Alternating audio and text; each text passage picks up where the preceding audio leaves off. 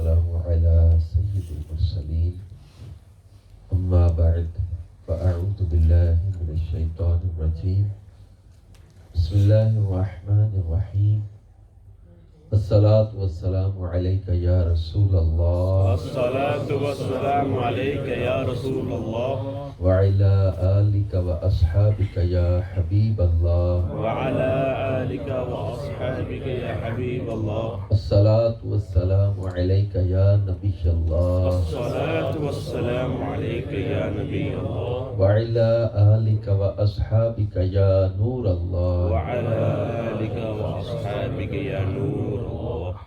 نبی کریم رؤوف الرحیم صلی اللہ علیہ وآلہ وسلم نے ارشاد فرمایا جمعہ کے روز مجھ پر درود کی کثرت کرو کیونکہ جو ایسا کرے گا میں اس کی شفاعت کروں گا. سبحان اللہ. صلو علی الحبیب صلی اللہ علی محمد وعلی آلہ وصحبہ وبارک وسلم. صلاۃ و سلاما علیک یا رسول اللہ صلاۃ و سلاما علیک یا حبیب اللہ.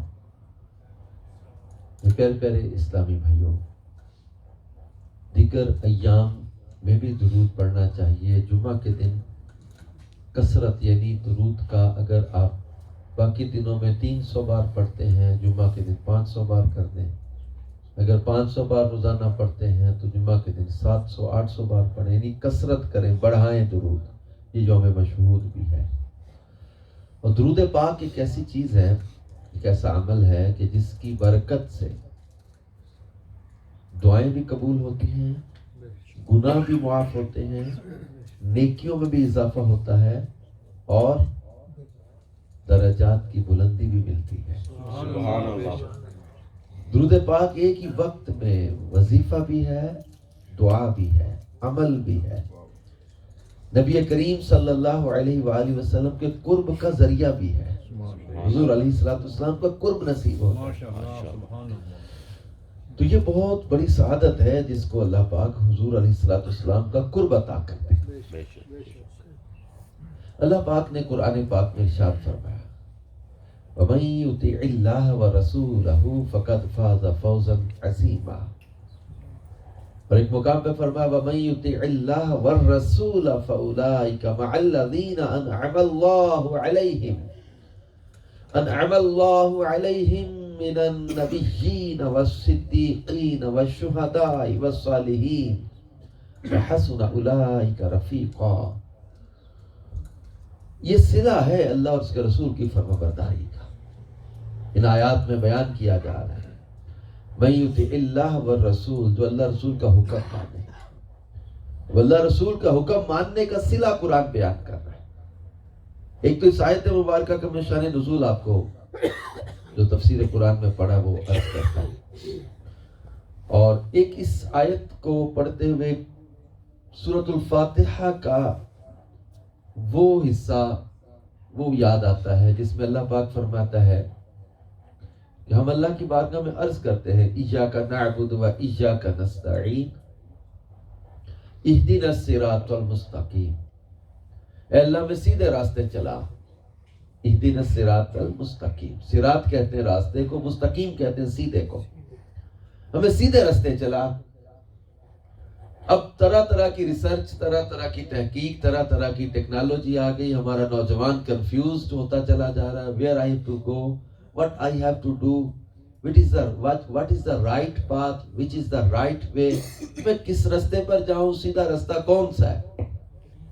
تو اس کنفیوژن کو دور کرنے کے لیے آیت کا اگلا حصہ ہم پڑھتے ہیں اہدنا الصراط المستقیم. اگر اگلا حصہ کیا فرمایا؟ صراط الذین، ان لوگوں کا راستہ، انعمت علیہم، جن پر تو نے انعام کیا، غیر المغضوب علیہم ولا الضالین، ہمیں ان کے رستے پہ نہ چلانا جن پر تیرا غضب ہوا.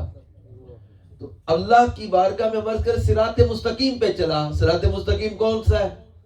صراط الذین، ان لوگوں کا راستہ، انعمت علیہم، جن پر تیرا انعام ہوا.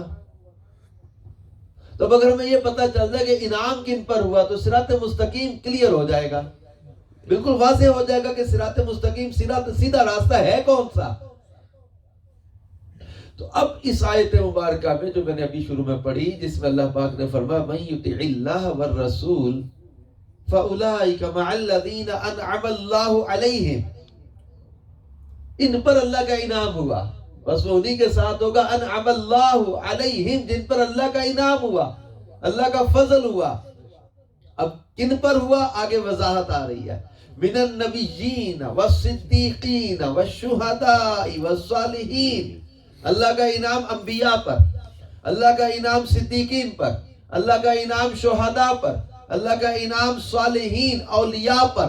اب کوئی نبیوں کو چھوڑ کر صراط مستقیم سے نکل گیا، کوئی صدیقین کو چھوڑ کر صراط مستقیم سے نکل گیا، کوئی شہداء کو چھوڑ کر صراط مستقیم سے نکل گیا، کوئی اولیاء کو چھوڑ کر صراط مستقیم سے نکل گیا، تو اللہ کا شکر ادا کرے وہ جس کو اللہ پاک نے انبیاء، صدیقین، شہداء، اولیاء ان سب کا ادب و محبت عطا کیا ہو کہ جو ان کے راستے پر ہے وہی صراط مستقیم پر ہے۔ ہم نے نہ نبیوں کا دامن چھوڑا، نہ صحابہ کا دامن چھوڑا، نہ اہل بیت کا دامن چھوڑا، نہ ہم نے اولیاء کرام کا دامن چھوڑا۔ یہی راستہ صراط مستقیم ہے جو مصطفیٰ جان رحمت صلی اللہ علیہ وسلم کا راستہ ہے، جو راستہ صدیق اکبر کا ہے، جو راستہ فاروق اعظم کا ہے، جو راستہ عثمان غنی کا ہے، وہ راستہ مولا مشکل کشا کا ہے، جو راستہ حضرت بلال کا ہے، وہ راستہ جو حضرت عبداللہ ابن مسعود کا ہے، وہ راستہ جو حضرت عبداللہ ابن عمر کا ہے، وہ راستہ جو حضرت انس کا ہے، وہ راستہ جو صحابہ کا ہے، وہ راستہ جو ویسے کرنی کا ہے، وہ راستہ جناب حسن بصری کا ہے، وہ راستہ جو امام اعظم امام ابو حنیفہ کا ہے، امام مالک کا، امام شافعی کا، امام حنبل کا ہے، وہ راستہ جو سیدنا شیخ شہاب الدین سہروردی کا راستہ، وہ راستہ جو شیخ عبد القادر جیلانی کا راستہ، وہ راستہ جو سیدنا خواجہ معین الدین چشتی اجمیری کا راستہ، وہ راستہ جو غوث بہاؤالدین زکریا ملتانی کا راستہ، وہ راستہ جو اولیاء کرام کا راستہ ہے، وہی راستہ امام احمد رضا کا راستہ ہے، اور جو ان اولیاء کے راستے پر ہے وہی صراط مستقیم پر ہے، اور جو صراط مستقیم پر ہے وہی جنت کے راستے پر ہے، وہی فلاح کے راستے پر ہے، وہی کامیابی کے راستے پر ہے۔ ان ھذا صراطی، اللہ فرماتا ہے یہی تو میرا راستہ ہے۔ اللہ پاک جس کو یہ صراط مستقیم کی ہدایت عطا فرمائے، یہ ہے اللہ کی طرف سے ہدایت، ورنہ نصیحت سب پہ اثر کر نہیں پاتی۔ بعضوں کو نصیحت کی جائے تو ان کے بارے میں اللہ فرماتا ہے فی قلوبہم مرض فزادہم اللہ مرضا، ان کے دل ٹیڑے ہو گئے، اللہ ان کے دل کا مرض اور بڑھا رہا ہے۔ جب جس کا مرض اللہ بڑھا رہا ہے، فزادہم اللہ مرضا، اللہ اس کا مرض بڑھاتا ہے۔ تو ہدایت اللہ کی عطا سے ہے، اور اللہ کا کرم ہے جسے اللہ پاک صراط مستقیم کی ہدایت بھی عطا کرتے، استقامت بھی عطا کرتے۔ کیونکہ سورہ یاسین میں اللہ پاک ارشاد فرماتا ہے، اس دن فرمایا جائے گا وَامْتَازُوا الْيَوْمَ أَيُّهَا الْمُجْرِمُونَ، اے مجرموں تم آج اللہ کے پھٹ جاؤ، مجرموں کو الگ کر لیا جائے گا۔ پھر اللہ یاد دلائے گا أَلَمْ أَعْهَدْ إِلَيْكُمْ يَا بَنِي آدَمَ أَلَّا تَعْبُدُوا الشَّيْطَانَ إِنَّهُ لَكُمْ عَدُوٌّ مُّبِينٌ وَأَنِ اعْبُدُونِي هَذَا صِرَاطٌ مُّسْتَقِيمٌ وَلَقَدْ ضَلَّ مِنكُمْ جَبِلًّا كَثِيرًا أَفَلَمْ تَكُونُوا تَعْقِلُونَ هَذِهِ جَهَنَّمُ الَّتِي كُنتُمْ تُوعَدُونَ۔ اب یہ سورہ یاسین میں اللہ پاک فرما رہا ہے، اس دن مجرموں کو الگ کر کے فرمائے گا أَلَمْ أَعْهَدْ إِلَيْكُمْ يَا بَنِي آدَمَ، اے بنی آدم کیا تیرا میرا وعدہ نہیں تھا؟ اللہ تعبد الشیطان، کہ شیطان کی پیروی نہیں کریں گے، اس کی عبادت نہیں کریں گے، اس کی نہیں مانیں گے۔ وَأَنِ اعْبُدُونِي، اور میری عبادت کا تم نے وعدہ کیا تھا۔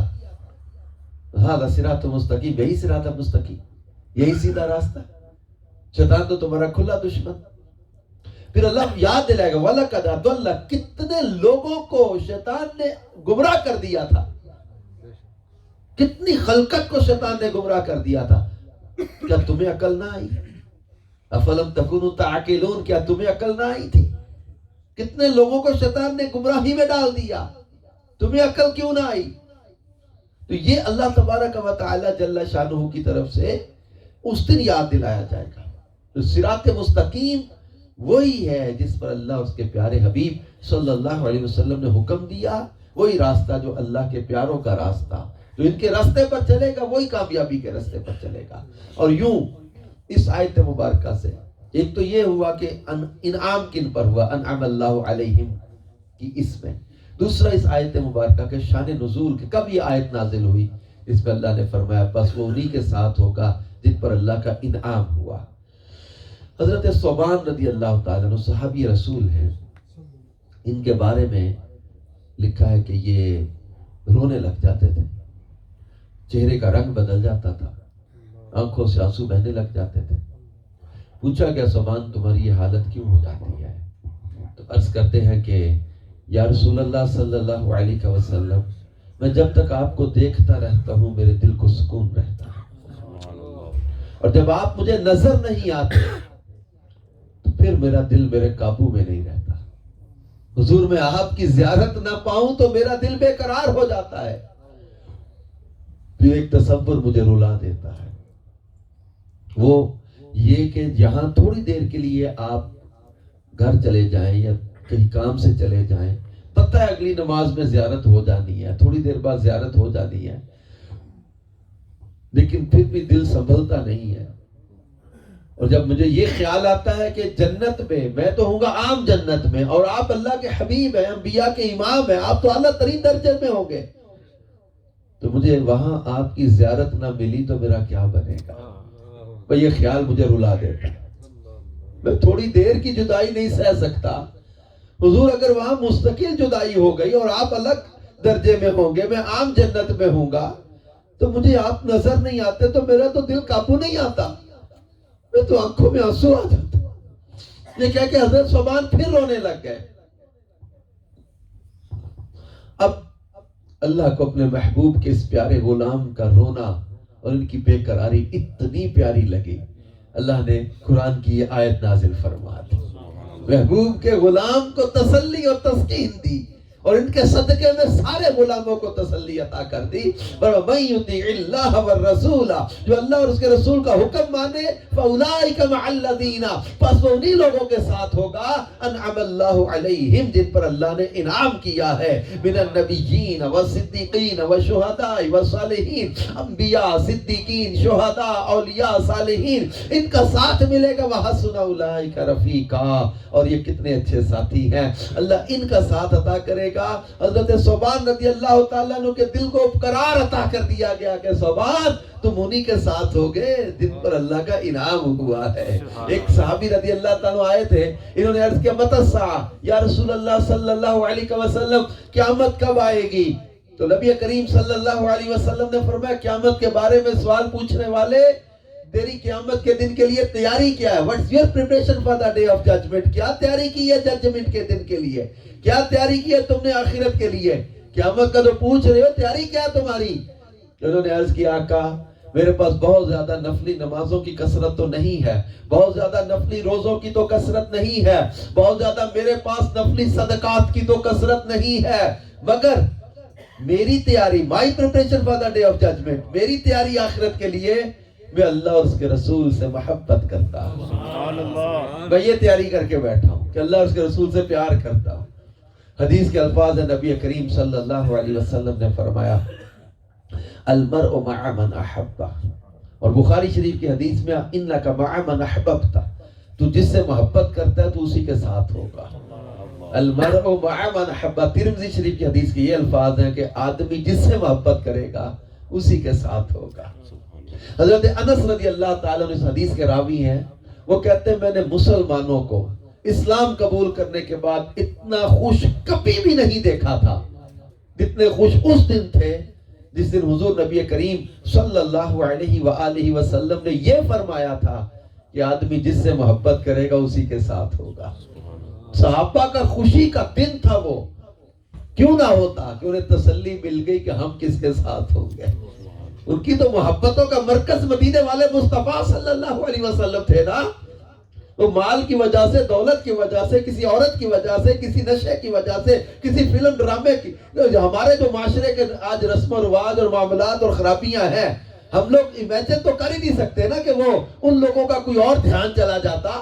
آج کا دور کے نوجوان اپنا جائزہ لے کہ ہمارے کوئی شراب میں چلا گیا، کوئی نوجوان نشے کی وجہ سے، کوئی نوجوان کسی لڑکی کی وجہ سے، کوئی نوجوان کسی لڑکے کی وجہ سے، کوئی نوجوان کسی دنیا کے کاغذوں کی وجہ سے، پاسپورٹ کی وجہ سے، پیسے کی وجہ سے، دنیا کے مال کی وجہ سے اپنے ایمان کا سودا کر بیٹھا، عشق رسول صلی اللہ علیہ وسلم کے تقاضوں کو بھول گیا، شریعت کے احکام کو بھول گیا۔ ہماری محبتوں کا مرکز کیا ہے؟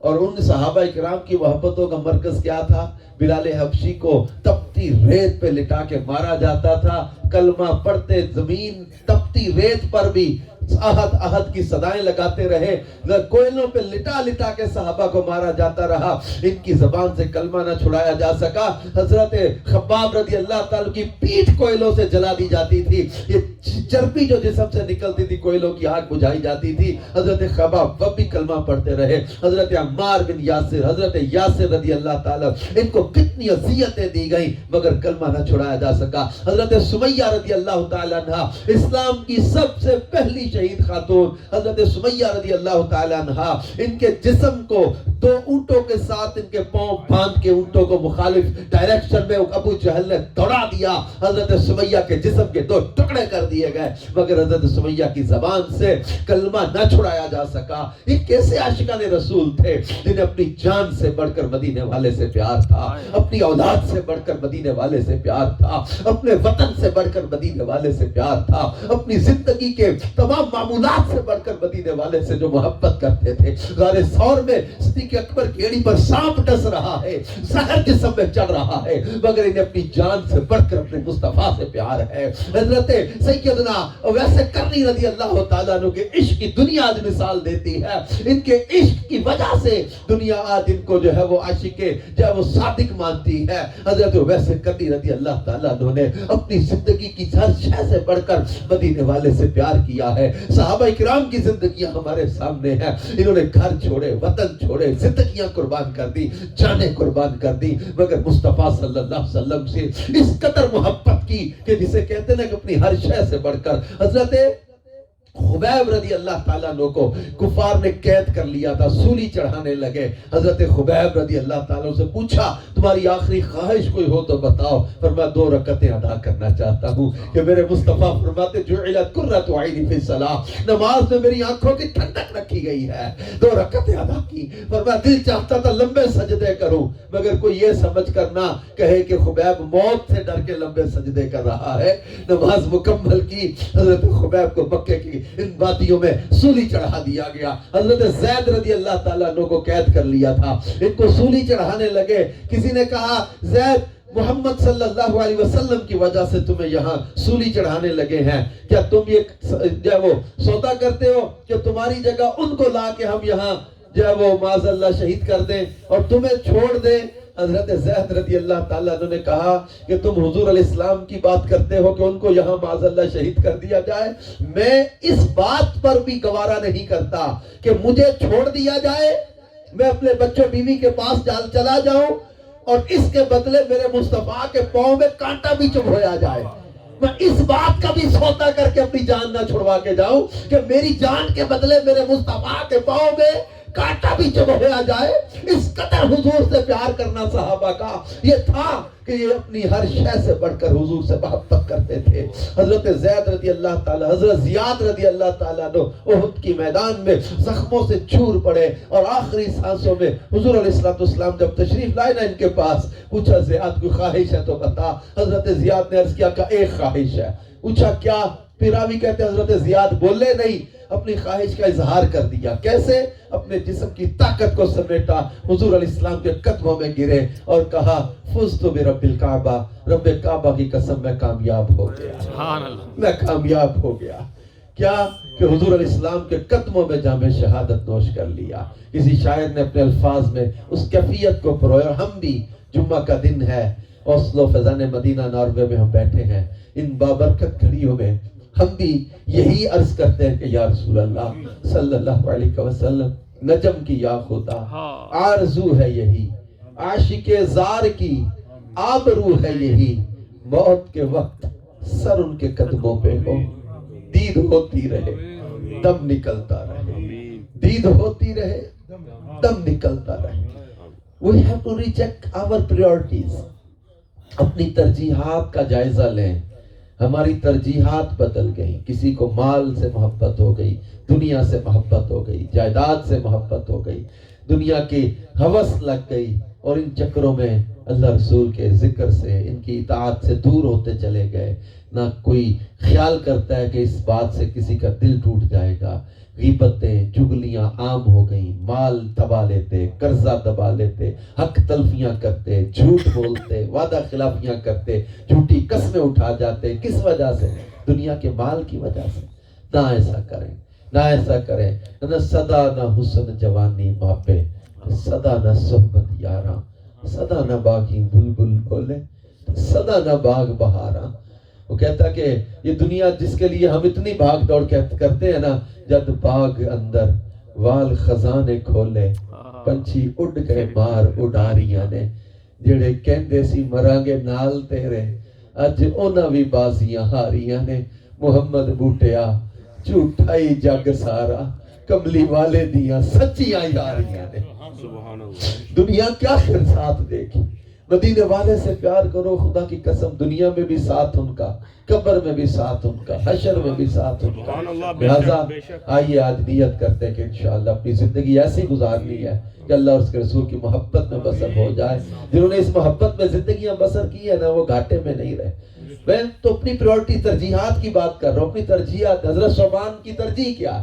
یہ کس لیے رو رہے تھے کہ حضور جنت میں آپ کی زیارت نہ ملی تو میرا کیا بنے. حضرت ربیہ سے فرمایا, صحیح مسلم میں حدیث ہے, سل ربیہ مانگ. حضرت ربیہ کو مانگنے کا اختیار دیا تو انہوں نے مانگا کیا؟ انی اسألک مرافقتک فی الجنہ, آقا میں آپ سے جنت میں آپ کا ساتھ مانگتا ہوں. دنیا کا مال, دکان, باغ, جائیداد نہیں مانگی. مانگا تو کیا؟ تجھ سے تجھی کو مانگ کر مانگ لی ساری کائنات.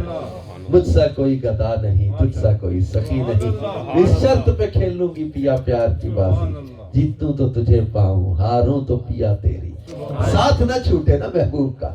محبوب سے پیار کرنا. ایسا وہ پنجابی کا شاعر کہتا تھا, روزے ول منہ مائیا, ایک سونا تو لگنا ہے تے دوجا بھی تو مائیا. یہ اس کا تصور اور مرکز کیا ہے؟ ایک سونا تو لگنا ہے تے دوجا بھی تو مائیا. سب کچھ محبوب آپ ہی تو ہے میرے. یہ پیار کا, محبت کا مرکز یہ ہونا چاہیے, عقیدت کا مرکز یہ ہونا چاہیے. اللہ اپنے محبوب کی سچی اور کامل محبت عطا کرے, اور اس محبت میں جو رنگ جائے نا, وہ پھر اس کی زندگی کی کیفیت بدل. بارش شاہ کہتے نا, این عشق جنہاں نوں لگ جاندا تے او سک جاندے وانگ کانے آندے. کچھ سک جاندے, کچھ مک جاندے, نال خلقت دے تانے آندے. کسے عشق دا نام بدنام کیتا تے کچھ سڑ گئے نے وانگ پروانے آندے. وارث شاہ عشق تے بجے نہیں چھٹ دے, کہتی چھٹ جاندے جیل خانے آندے. عشق ایسی چیز ہے کہ جو کدے پل صراط عشق دا پینڈا, سو جانے جو ٹردا. بس اللہ ہمیں کامل محبت عطا کرے اور دنیا کے لالچ, ہوس, چیزوں سے بچا کے رکھے, اور اپنے محبوب کی محبت میں ایمان کی سلامتی کی ہمیں موت عطا کرے. اعلیٰ حضرت کے الفاظ پر ختم کرتے ہیں کہ اعلیٰ حضرت کے وہ تعلیمات اور ان میں محبت رسول کا ہی درس دیا جاتا ہے. اپنے کلام میں جو رات بھی ہم پڑھ رہے تھے, ہے کلام الہی میں شمس الضحیٰ, تیرے چہرہ نور فضا کی قسم, قسم شب تار میں راز یہ تھا کہ حبیب کی زلف دوتا کی قسم, وہ خدا نے ہے مرتبہ تجھ کو دیا, نہ کسی کو ملے نہ کسی کو ملا. یہ کلام مجید نے کھائی شہا, تیرے شہر و کلام و بقا کی قسم. اس کلام کے آخر میں جا کر میرے امام کہتے ہیں, یہی عرض ہے خالق ارض و سما, وہ رسول ہے تیرے, میں بندہ تیرا. مجھے ان کے جوار میں دے وہ جگہ, ہے خلد کو جس کی صفا کی قسم. تو ہی بندوں پہ کرتا ہے لطف و عطا, ہے تجھی پہ بھروسہ اللہ, ہے تجھی پہ بھروسہ, تجھی سے دعا, مجھے جلوائے پاک رسول دکھا. تجھے اپنے ہی عز و اولا کی قسم, میرے گرچہ گناہ ہیں حد سے سوا, مگر ان سے امید ہے تجھ سے رجا. تو رحیم ہے, ان کا کرم ہے گواہ, وہ کریم ہے تیری عطا کی قسم. اللہ اپنے حبیب کا صدقہ ہماری ان دعاؤں پر رحمت کی نظر فرمائے, اور قبولیت کے ساتھ ہمیں دنیا اور آخرت کی کامیابی عطا فرمائے. آمین بجاہ النبی الامین صلی اللہ تعالی علیہ وآلہ وسلم.